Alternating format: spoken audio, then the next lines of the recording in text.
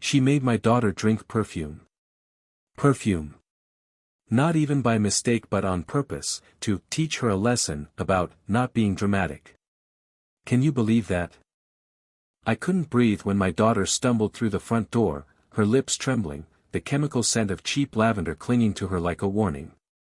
She collapsed into my arms, sobbing, gagging me, baby, Ava, just 14.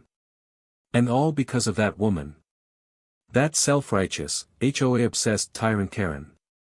It started with a neighborhood pool party, the kind the HOA throws every summer. Cookie-cutter music, lemonade, and forced smiles. I was out of town on assignment, FBI business, deep surveillance, forged documents, high-level fraud cases, nothing I could talk about even if I wanted to. Ava had begged to go. I trusted the neighborhood, trusted the adults. Big mistake. Apparently, Karen didn't like that Ava wore perfume Chanel, a gift from me. Too grown, Karen said, her voice like rusted nails, according to Ava's friends. Karen cornered her in the bathroom, locked the door, and in a twisted attempt to humble her, forced her to swallow a capful of drugstore body spray. What kind of monster does that? I didn't find out until I got home the next morning. Ava tried to keep it from me, but I could smell it on her breath. Her throat was raw. She cried when she spoke. And when I heard the whole thing I snapped. I wanted to storm over and rip Karen's porch lights out of their sockets. But no. She wasn't just any neighbor. She was the president of the HOA. That meant she thought she was untouchable. Rules didn't apply to her, just everyone else. She didn't know who I was. Not really. I filed an incident report immediately off the record. Sent Ava for a medical exam and gathered witness statements from her friends. I didn't just want an apology. I wanted accountability. Consequences. But Karen? She doubled down. When I confronted her calmly at the mailbox, she smirked. Smirked.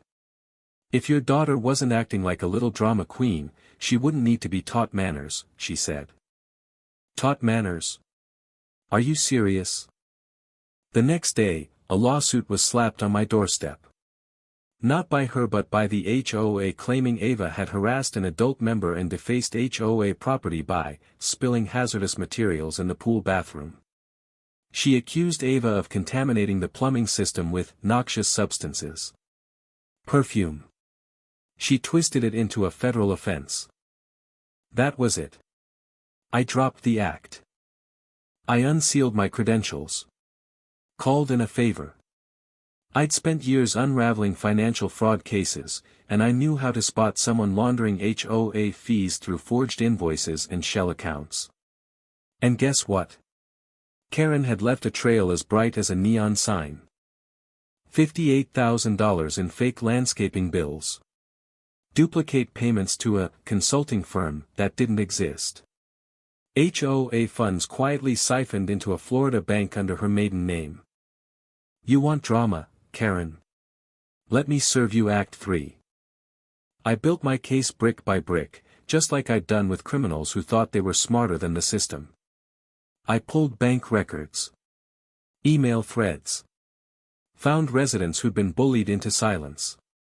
One even said Karen threatened to revoke pool access if they didn't vote her in again. By the time I handed the file over to Internal Affairs, my hands were shaking. Not with fear but relief. Justice was coming. And it came loud. Federal agents swarmed her cul-de-sac 2 weeks later. Subpoenas in hand. She stood there in her robe, mascara smudged, clutching a garden gnome like it might save her. Her voice was shrill as glass. This is a mistake. I own this neighborhood. No, Karen. You owned it. Past tense. The HOA board resigned one by one. Fraud investigations were launched. Her lawsuit against Ava. Dismissed and sealed, labeled malicious prosecution. And Ava? She stood beside me in court when Karen was officially charged with embezzlement and endangering a minor. The judge didn't even let her speak. The evidence spoke louder. But here's the twist that really burned her. When she was released on bail, Karen tried to plead her case to the local paper. Claimed she was set up by a neighbor with power issues. She even accused me of orchestrating the fraud as retaliation. Unfortunately for her, the article never ran. Why? Because the editor was married to one of the HOA members she'd harassed, and I'd already sent over copies of the forged invoices. She lost everything. Her house. Her reputation. Her hold over the community. And me? I didn't have to lift a finger after that. But I still remember Ava's face that night when she saw Karen led away in cuffs. She didn't smile. She didn't gloat. She just whispered, "Does this mean we can go swimming again?" "Yeah, baby. The pool's clean now." And the queen of fake power?